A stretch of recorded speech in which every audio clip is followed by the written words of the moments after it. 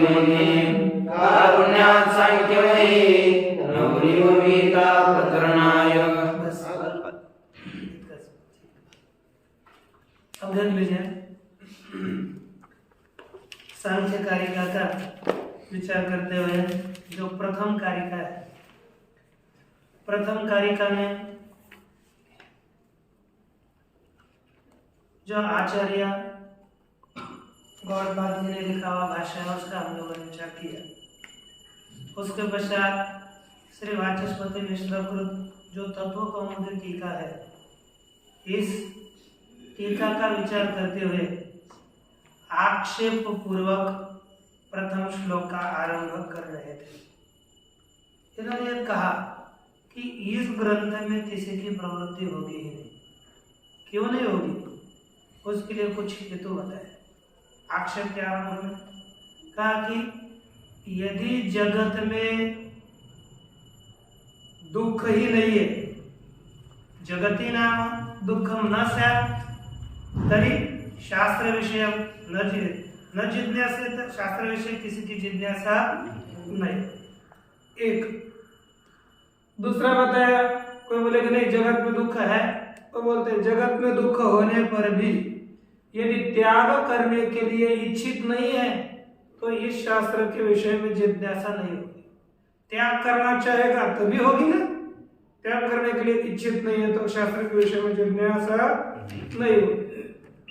दूसरा, तीसरे में बताया कि ठीक है जियासित है, त्याग करने के लिए इच्छित तो है, लेकिन जिसका उच्छेद ही नहीं हो सकता तो भी इसके विषय शास्त्र के विषय में कभी जिज्ञासा नहीं होगी। उच्छेद क्यों नहीं हो सकता?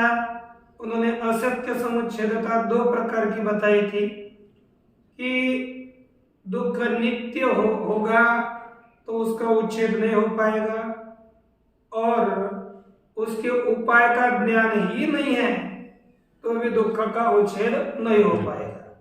इसलिए दुख का त्याग करना इच्छित हो लेकिन उसका त्याग हो नहीं सकता तो भी कोई शास्त्र के विषय में जिज्ञासा नहीं करेगा।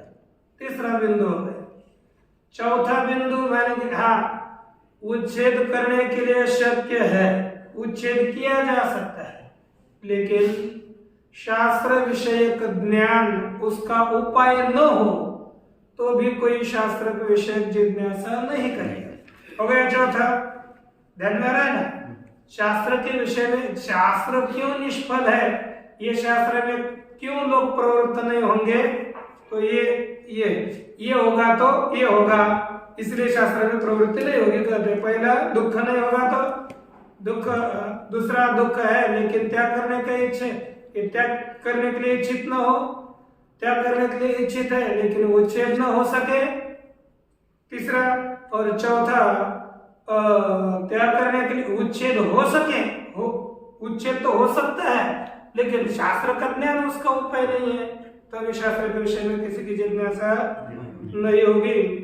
और दूसरा, ठीक है कोई बोलेगा नहीं शास्त्र उच्छेद करने के लिए ये उच्छेद हो सकता है और शास्त्र उसके लिए उपाय है, लेकिन उसके अपेक्षा से दूसरा कोई सुलभ उपाय हो तो भी इस शास्त्र के विषय में किसी की जिज्ञासा नहीं होगी। इस सिद्धांत ने, पूर्व पक्ष ने 5 विकल्पों से अपना पूर्व पक्ष निर्माण किया।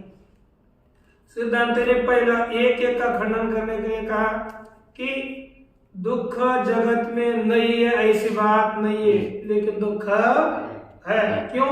उसके लिए श्लोक में लिखा दुख त्रयाभिघात, तीनों दुखाणां त्रयं दुख त्रयं, उसका अभिघात अनिष्ट संबंध, तीनों दुखों का अनिष्ट संबंध होने से जो दुख त्रय है ये निर्धारित होता है, और अनिष्ट संबंध होने से त्याग करने के लिए भी इच्छित है ये सिद्ध होता है। दोनों का पहले दोनों विकल्पों का उत्तर तो एक दुख त्रयाभिघात ये देने मात्र से हो गया। अब यहाँ पर तीनों प्रकार के दुख कौन से है? आंतरिक दुख 2 प्रकार के, मानसिक और शारीरिक, बाह्य दुख 2 प्रकार के हैं, आदि भौतिक और आदि दैविक। ये दुखों का निरूपण किया गया है कि नहीं? तो ये ये दोनों प्रकार, तीनों प्रकार के दुख है। तो इसलिए ये तीनों प्रकार के दुखों का हमें नाश चाहिए, उसकी निवृत्ति होनी चाहिए दुख त्रय का अभिघात होने से। तदपघातक, अब इतना ही हो गया था ना, हाँ, दुख त्रय अभिघाता। अब इससे क्या सिद्ध हो गया, इस शास्त्र के विषय में जिज्ञासा सिद्ध हो जाती है। क्यों कि कहते हैं कि अब उसके दुख के निवृत्ति के लिए कुछ ना कुछ उपाय करना पड़ेगा, और वह दुख निवर्तक उपाय माने हमारा शास्त्र सांख्य शास्त्र है। ये ग्रंथ कर बताएंगे, उसके ऊपर पुनः पूर्व पक्ष शंका करके आगे चलेंगे। तो देखिए, तस्माद उपपन्नम, ये है ना, दूसरा तस्माद उपपन्नम तद अपघात के हेतु इति, है कि नहीं, जिज्ञासा भवति।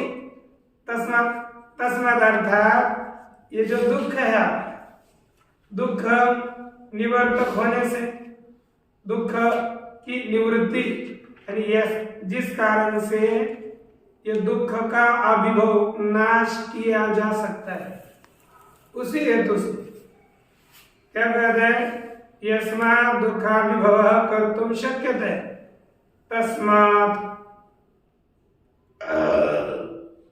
अतः तदपघातके, तदपघातक अर्थात दुख का अपघातक, दुख का निवर्तक, कौन, कारण, हेतु, दुख के निवर्तक हेतु में जिज्ञासा हो सकती है, होती है।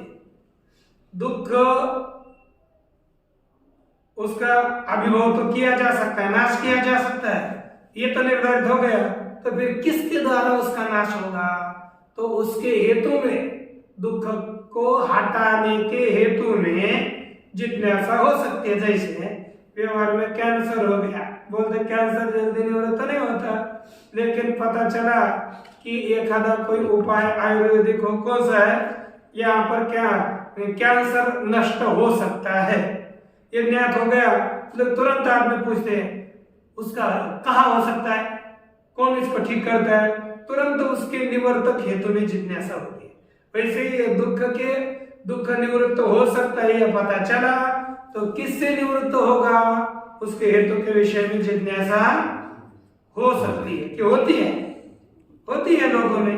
वही लिखा, तस्य दुख त्रयस्य अपघातकः तदपघातकः, इस समासिक समास किया, कि तस्य नाम दुख त्रयस्य, तस्य मतलब क्या है, थोड़ा सरल बैठा, दुख त्रयस्य अपघातकः अर्थात निवर्तकः इति दुःखापघातकः तदपघातकः, ये तो तीनों दुखों का निवर्तक, इतना अर्थ होता है। जो हेतु, उसके विषय में आदि काम को शब्द लेना है, निवर्तक हेतु जिज्ञासा भवति।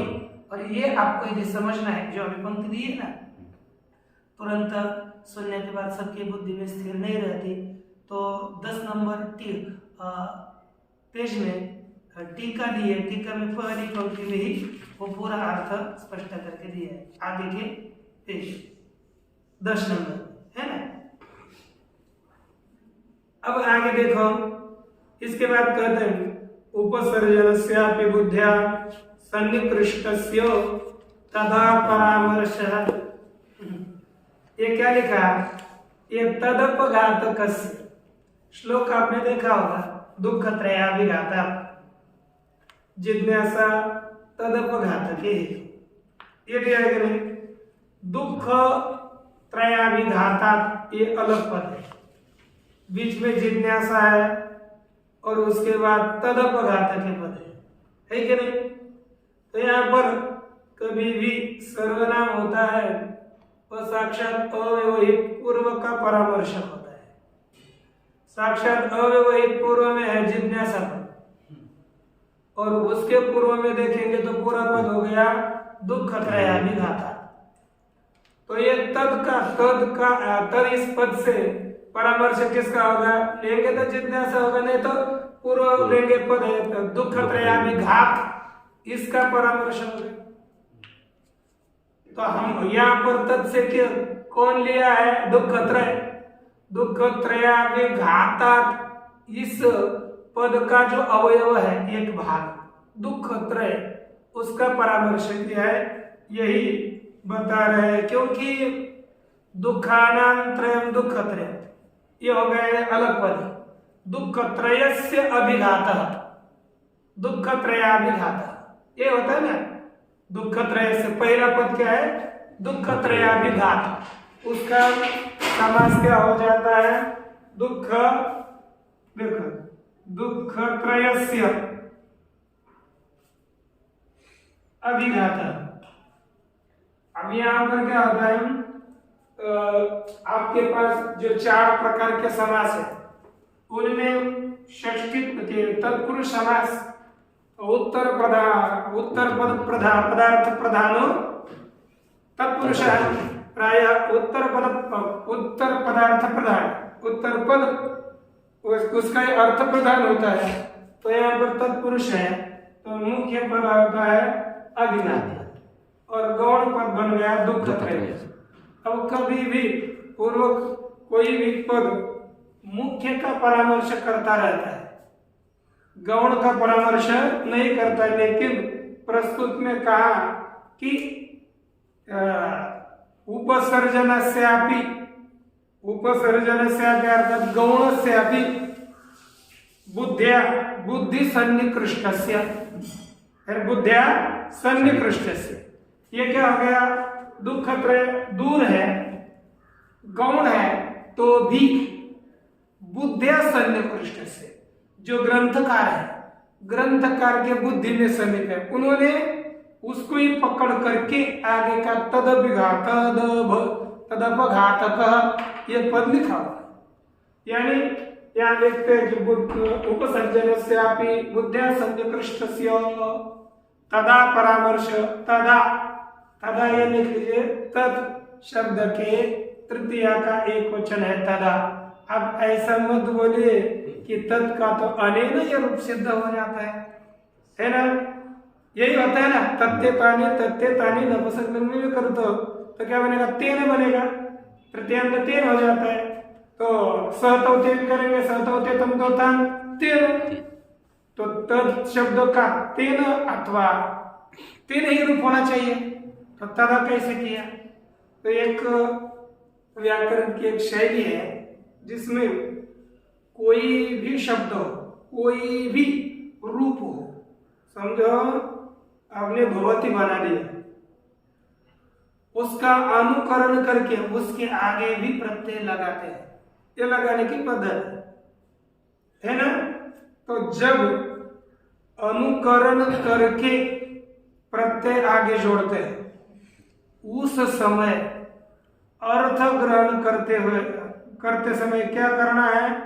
जो तद का अर्थ है वह अर्थ नहीं देना, शब्द का जो अर्थ होता है वह अर्थ ग्रहण नहीं किया जाता। फिर क्या ग्रहण करता है? साक्षात उसी शब्द को ही ग्रहण करते हैं। जैसे आप लोगों ने लघु सिद्धांत कौमुदी का प्रारंभ में तत्संधि में सूत्र देते हैं क्या? तस्मिन् नीति निर्दिष्टे पूर्वस्य देते नहीं या तस्मात् द्वितीय तरस्य, वहां पर तस्मिन् ये रूप दिया हुआ है। ये तस्मिन् आपको तो दिख रहा है सप्तम्यंत रूप है, लेकिन सप्तम्यंत है लेकिन लुप्त सप्तम्यंत है। उसके आगे सप्तमी विभक्ति थी, उसके आगे तस्मिन् क्या किया? तस्मिन् परिचय रूप लिया, उसको शब्द बनाया, प्रातिपदिक किया, अनुकरण किया, तस्मिन् को उठाया और उसके आगे प्रत्यय लगाने लगे, और उसके आगे सप्तमी विभक्ति लगाएंगे तो क्या बनेगा? तस्मिन्नी, तस्मीर का सप्तमी विभक्ति गी है, लगाने का तस्मिनी, और तस्मिनी लगाने के बाद उसका सौत्र लोप किया तो बन गया, रह गया लुप्त विभक्ति वाला शब्द रह गया तस्मिन, है ना। तो यहाँ पर तस्मिन का अर्थ उसमें, त्याच्यात, यह अर्थ नहीं लेना। यहाँ पर तस्मिन ये सप्तमी शब्द का रूप लिया है, उसके आगे विभक्ति लगाई तो तस्मिन शब्द का अर्थ अब सीधा सप्तमी लेना पड़ता है, दूसरा अर्थ। वैसे ही तदा, यहाँ पर जो रूप दिया है तदा, ये तब लिया है, तद शब्द के आगे तृतीया का प्रत्यय जोड़ दिया टा, तो बन गया तदा। तदा का अर्थ हो गया तत् के द्वारा, वह के द्वारा, उसके द्वारा नहीं, अर्थ नहीं होगा। जैसे तेन काम क्या करेंगे, उसके द्वारा, त्याच्याकडून, त्याने, ये तेन का अर्थ होगा, लेकिन तत् का अर्थ होगा तत् शब्द के द्वारा। क्या अर्थ होगा? तत् शब्द के द्वारा। म्हणजे लक्षात ठेवायचं, जेव्हा अनुकरण करून प्रत्यय जोडतो आपण, त्यावेळी जो अनुकरण केलेला शब्द आहे तोच त्या शब्दाचा अर्थ असतो, दुसरा त्याचा अर्थ नाही घ्यायचा, तो शब्दच ग्रहण करायचा। मग तदाचा अर्थ काय झाला? तद कडून, तद के द्वारा लिखा है, आगे देखो पुस्तक। उपसर्जनस्यापि, जो उपसर्जन है ना, उपसर्जन होने पर भी बुद्धिया सन्निकृष्टस्य, बुद्धि के साथ जो सन्निकृष्ट समीप को बुद्धि के द्वारा, समीप कौन है? दुख त्रय, दुख त्रय, वहां पर लिखा शब्द नहीं होगा, ऐसा लिख कर लिखना।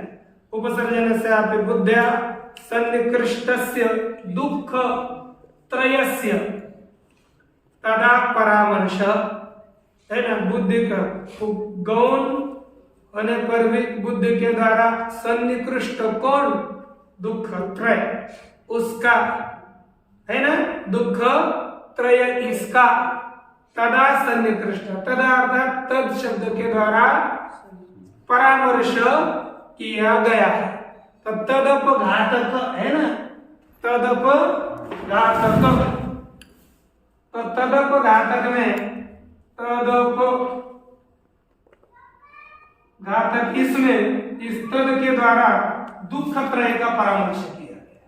दूर है, गौण है, तो भी तद के द्वारा इसका परामर्श किया, तो अब आगे क्या? तदपघातक का अर्थ बन जाएगा दुख त्रयापघातक, ये अर्थ हो जाएगा। यानी तीनों दुखों का निवर्तन करने वाला, तीनों दुखों को हटाने वाले, है ना, हटाने वाला जो हेतु, उस हेतु में जिज्ञासा होती है। ठीक, अच्छा। इसके पश्चात है अपघातकश्च हेतु शास्त्र प्रतिपाद्य नान्य इति आशय। और ग्रंथ का क्या तात्पर्य है? और निवर्तक हेतु कौन है? शास्त्र प्रतिपाद्य, यानी शास्त्र कौन सा? सांख्य शास्त्र, जो शास्त्र चल रहा है उसमें लिखना है। अपघातक हेतु अर्थात निवर्तक, शब्द थोड़े टेढ़े मेढ़े लगते हैं इसके, लेकिन ध्यान देंगे, ठीक बैठेंगे तो कोई समस्या नहीं। अपघातक हेतु अर्थात निवर्तक हेतु शास्त्र प्रतिपाद्य ही ग्रहण करा है, दूसरा ग्रहण करना नहीं, ये सिद्धांती का मत है। क्या होगा? सिद्धांती का मत है, ठीक है ना। अब इसके पश्चात पूर्व पक्षी पुनः शंका करता है। अत्र आशंकते, कह पूर्व पक्षी, पूर्व पक्षी एतद उपरि शंकां करोति। क्या शंका करता है? तो देख लीजिए, दृष्टे सापार्थात् से, इतनी शंका है। कितनी शंका है? दृष्टे सापार्थात्, दृष्टे, आपको बताया था पहले, दृष्टि यानी दृष्ट उपाय होने पर, दृष्ट यदि उपाय विद्यमान है तो सा अपार्था, सा यानी सा जिज्ञासा, सा से क्या लेना है? जिज्ञासा का परामर्श है। सा जिज्ञासा अपार्था, वह जिज्ञासा व्यर्थ है। क्या आता है ना, यदि लौकिक उपाय विद्यमान है तो शास्त्र का उपाय कौन करेगा? क्योंकि शास्त्र आनंद के सर जैसे क्षेत्र में आ जाओ, पुनः मधुकरी मांग कर खाओ, है ना, कितना पीड़ा है। अब घर जाओ, खाओगा, आनंद से सो रहो और उसमें थोड़ी एक गोली खाओ। कौन इस शास्त्र को प्रतिदिन आकर सुबह सुबह 5 बजे पढ़ते रहे, है ना? यानी कितनी समस्या हो जाती है। इसलिए कहते कि दृष्ट उपाय होने पर शास्त्र विषय जिज्ञासा अपार्था निरर्थका व्यर्था, ऐसी शंका करें।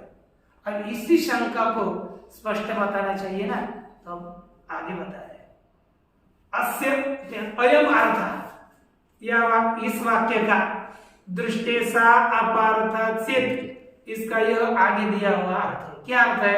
देखो शंका को कैसे स्पष्ट कर।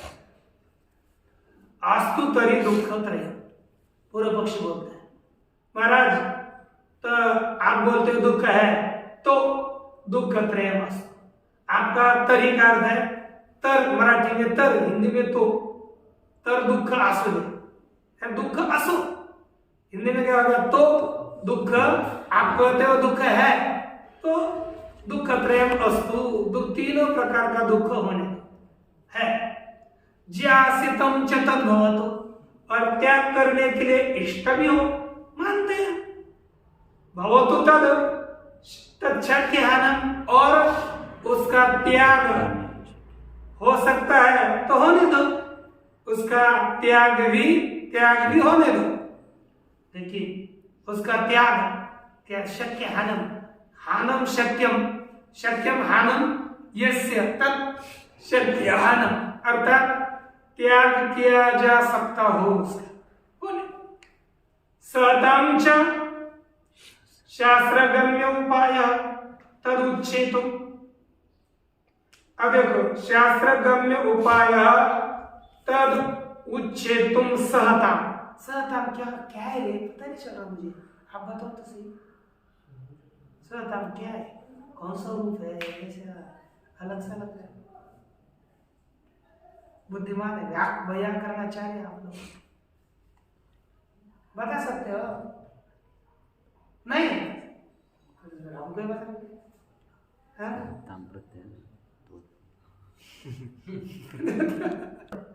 ये सहमर्षण जो धातु है, उसके लोट लकार के प्रथम पुरुष का एक वचन है सहता, सहताम सहेताम सहताम, है ना? एकदम सोपा है कि नहीं? लेकिन ध्यान में नहीं आता तो क्या किया। अब यहाँ पर देखो सहताम शास्त्रगम्य उपाय तद उच्छेतुम, शास्त्रगम्य उपाय तद उच्छेतुम सहता, सहता अर्थात समर्थ हो। अब देखो सहन करो का अर्थ नहीं लिखना, सहता अर्थात समर्थ हो। शास्त्रगम्य उपाय, गम्य शब्द का अर्थ है शास्त्र के द्वारा ज्ञात हुआ उपाय, शास्त्र के द्वारा बुद्धि में जिसका ज्ञात हुआ उपाय तद उच्छेतुम, तद का अर्थ है दुख है, तीनों दुखों का उच्छेद करने के लिए समर्थ हो, है ना? शास्त्र के द्वारा ज्ञात हुआ उपाय तीनों प्रकार के दुखों को उच्छेद करने के लिए समर्थ होने दो। मानते हम कि शास्त्रगम्य उपाय, ये सांख्य शास्त्र पढ़ने से तीनों प्रकार के दुखों की निवृत्ति होती है, तो होने दो। हम का निषेध कर रहे हैं कि उसके द्वारा निवृत्ति नहीं होती, मानते हैं, तो भी इस शास्त्र में किसी की प्रवृत्ति नहीं होती। क्यों नहीं होगी भाई? आपने दुख माना, दुख की निवृत्ति हो, त्याग करने के लिए इष्ट, ये भी माना, दुख की निवृत्ति हो सकती है, ये भी माना, और शास्त्र उपाय दुख को हटाने के लिए है, ये भी माना, फिर शास्त्र में क्यों प्रवृत्ति नहीं होगी? तो अवश्य होगी, तो भी नहीं होगी। क्यों? कहते तथापि अत्र प्रेक्षा युक्तम जिज्ञासा न युक्ता, तो भी प्रेक्षा माने बुद्धि, प्रेक्षावत, प्रेक्षा मतु प्रत्यय अभी तक गया नहीं, आएगा आगे। प्रेक्षा अस्ति अस्मि इति अथवा अस्य इति प्रेक्षावत, बुद्धि है जिसमें, उनको क्या कहेंगे? प्रेक्षावत। षष्ठी बहुवचनों का प्रेक्षावतम, बुद्धिमानों को। प्रेक्षावतम का अर्थ क्या हो गया? बुद्धिमानों की जिज्ञासा न युक्ता, जिज्ञासा योग्य नहीं है, है ना। तथापि तो भी अत्र माने इस सांख्य शास्त्र में बुद्धिमानों की जिज्ञासा योग्य नहीं है, अर्थात बुद्धिमानों की जिज्ञासा इसमें होगी नहीं। क्यों? एक शंका आती है, क्यों नहीं होगी? उत्तर है दृष्टस्यैव उपायस्य तदुच्छेदकस्य सुकरस्य विद्यमानत्वात्। दृष्टस्य उपायस्य एव तदुच्छेदकस्य। अब क्या करेंगे? तदुच्छेदकस्य दृष्टस्य उपायस्य सुकरस्य एव विद्यमानत्वात्। तदुच्छेदक अर्थात तद माने दुख। ध्यान दीजिए, टाइट बैठे हो, एकाग्र है ना। नहीं समझ में आया तो पूछिए, क्योंकि ये भाषा इस ग्रंथ की थोड़ी टेढ़ी मेढ़ी है, इसकी और योग सूत्र भाष्य की, इन दोनों की भाषा थोड़ी टेढ़ी है। यानी है सरल, पढ़ने के बाद एकदम सरल लगती है, लेकिन जो नया है उसके लिए थोड़ी समझ दिक्कत करती है। तो देखिए, तद उच्छेदकस्य, तद माने दुख त्रय, तीनों दुखों का निवर्तक कौन? दृष्ट उपाय। दुख तीनों दुखों का निवर्तक दृष्ट उपाय सुलभ, सुकर से अर्थात सुलभ से, सुलभ उपाय से विद्यमानत्वात्। अर्थ सरल क्या अर्थ क्या होगा? तीनों प्रकार के दुखों को निवृत्त करने वाला सुलभ उपाय विद्यमान होने से, ये हेतु सुलभ उपाय विद्यमान होने से इस शास्त्र में किसी की जिज्ञासा नहीं होगी, जिज्ञासा योग्य नहीं है। मूर्ख लोग सीखेंगे, बुद्धिमान क्यों सीखेंगे? क्योंकि बुद्धिमान तो सुलभ शास्त्र, सुलभ उपाय पकड़ेंगे ना। टेढ़ा मेढ़ा उपाय कोई करेगा, मूर्ख ही करेगा, ये वो बोल रहा है। अच्छा, हम लोग तो बुद्धिमान है, हम लोग दुर्बुद्ध है, इसमें पढ़ रहे हैं। अब तत्वज्ञान, अब और तत्वज्ञान में क्यों नहीं प्रवृत्ति होगी? तो बोलता है उसके काठिन्य बताया। तत्वज्ञानस्य तु अनेक जन्माभ्यास परंपरा आयास साध्यतया अति दुष्करत्वात्। जिसको क्या हो गया? ताप आई, शरीर में ताप आ गई, तो अब लगे सांख्य तत्व को पढ़ दे और इसके द्वारा हमारा दुख की निवृत्ति होगी। अरे बोलते कि आपके दुख की ज्ञान होने के बाद ही होते हैं ना। तो कब होता है? अनेक जन्म संसिद्ध तो यादि परांगति, एक जन्म में थोड़ा ही होता है। फिर आपको ताप आ गए और सांख्य तत्व को मोदी पढ़े, अभी तो ताप की निवृत्ति नहीं होगी, है ना, ज्ञान होने के बाद होगी। तो इतना साध्य कौन करेगा? मूर्ख ही करेगा ना। वो बोलता है तत्वज्ञान कैसा है? तत्वज्ञानस्य तु, परंतु तत्वज्ञान अति दुष्कर है। कैसे? अनेक जन्माभ्यास, अनेक जन्म में अभ्यास करना पड़ेगा, एक जन्म की बात नहीं। और अनेक जन्माभ्यास परंपरा, जन्म अनेक जन्मों में किए हुए अभ्यास के परंपरा रूप आयास प्रयास से साध्य होने के कारण, यानी अनेक जन्मों में आपको एक सांख्य तत्व कौमुदी पड़ी हुई है, उसका अभ्यास करना पड़ेगा, विवेक करना पड़ेगा।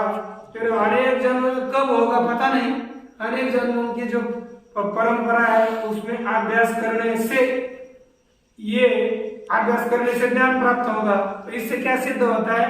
अतिशय दुष्कर है, तो है ना, प्राप्त करने के लिए अतिशय दुष्कर कठिन है। इसीलिए उसके अपेक्षा से ये दृष्ट उपाय सीधा है। क्योंकि एक श्लोक भी दिए हैं, तथा च लोकानाम आभानकः, तथा च आचार्य, और तथा उसी प्रकार सिद्धेश्वर अहम अत्र है ना, अत्र तथा च लोकानाम, लोकानाम अर्थात लोगों का आभानक, आभानक है, लोकोक्ति है, उसको मराठी में क्या बोलते हो? मन। लोकों में एक मन है, यानी एक आभानक है। क्या मन है? क्या आभानक है? तो वही बता रहा है कि अकेचिन्मधुविन्देत केचिन्मधुविद्येत किमर्थं पर्वतं व्रजेत् किमर्थं पर्वतं व्रजेत् दृष्टस्यार्थस्य संसिद्धौ दृष्टस्यार्थस्य संसिद्धौ को विद्वान् यत्नमाचरेत् को विद्वान् यत्नमाचरेत्। अब देखो आपके शब्द का अर्थ सरल उपाय लेना है। अब आपके लिए जो भी ले सकेंगे, क्योंकि ग्रह कोण ले लीजिए, पर्वत का नीचे का भाग ले लीजिए, जो भी हो आपके से किसी को मधु प्राप्त करा है, मध और घर के कोने में खाली जगह पर क्या हो गया, आपके से मधु विंदेत मध मिल जाए। घर के कोने में एक आध जगह पर आपको मोहल बोलते, और एक घर के नजदीक ही है, अथवा घर में डिब्बा रखा हुआ है, ये आप लोगों को क्या है, जितना सुलभ बता सके उतना बताए। अब आपके घर के किसी कोण में ही यदि मध प्राप्त हो तो किमर्थम पर्वतम व्रजेत, और बोलेंगे मुझे मध लाना है। कहाँ जा रहे हो? पर्वत में। क्यों? वहां पर एक महल है, तो उसको निकाल करके वहां मध लाने के लिए जा रहे हैं। बुद्धिमान जाएगा घर में ही है तो हाँ कल अपने को अभिषेक करना है ना, कल ही करना है ना, तो कल अभिषेक करना है, तो आपको कहा अरे मध लेना रे, तो आप तुरंत मध निकालने के लिए घर को आकर छोड़ करके और कहाँ जा रहे हो? आपने कहा मध लाने के लिए, कहा पहाड़ पर, आपको बुद्धिमान कहा जाएगा। हाँ वही कहते, आप यदि नजदीक रह कोण में ही मधु प्राप्त हो तो किमर्थम, इसलिए पर्वत में जाए। वैसे इष्ट से अर्थ से संसिद्ध, इष्ट अर्थ जो इच्छित विषय सिद्ध होने पर, सरल उपाय से सिद्ध होने पर को विद्वान यत्न आचरे, कौन सा विद्वान प्रयत्न करे। ऐसे कि हमारे छात्र क्या होते हैं ना, वो बोलते हैं पढ़ने के बाद भी आनंद से आराम करना है, सोना है, सो भी लेना है, तो अभी सोना है, सो देना है, इष्ट अर्थ अभी सिद्ध हो रहा है, तो कोई ऐसे होते हैं ना। आप उसको हाँ भी नहीं बोल सकते और नहीं बोल नहीं सकते।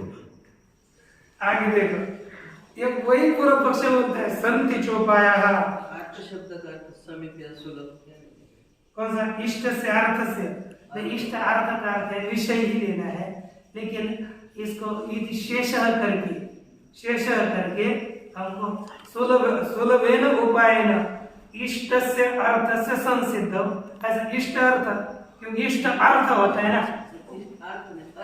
पहला वाला।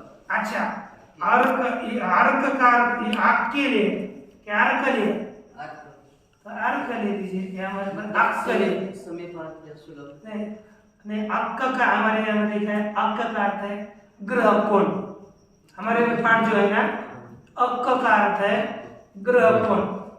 और दूसरा ले लिया अर्क का शब्द अर्थ करते हैं पर्वत का नीचे का भाग, समीप, यदि समीप भाग, वैसे तो अर्क लेंगे तो वो अपने रूट होती है ना, रूट है ना, वो अर्क होता है, लेकिन नजदीक पर्वत के नीचे ही आप नीचे, क्योंकि पर्वत के नीचे तलहटी में ही यदि हमको मध मिल गया तो ऊपर कौन चला जाएगा, ये आपके में उसका अर्थ अर्क किया तो आपके में क्यों, हमारे में लिखा है अक्के, हाँ अक्के छे, अर्के नहीं अक्के लिखा है, इसका अर्थ है ग्रह कोण।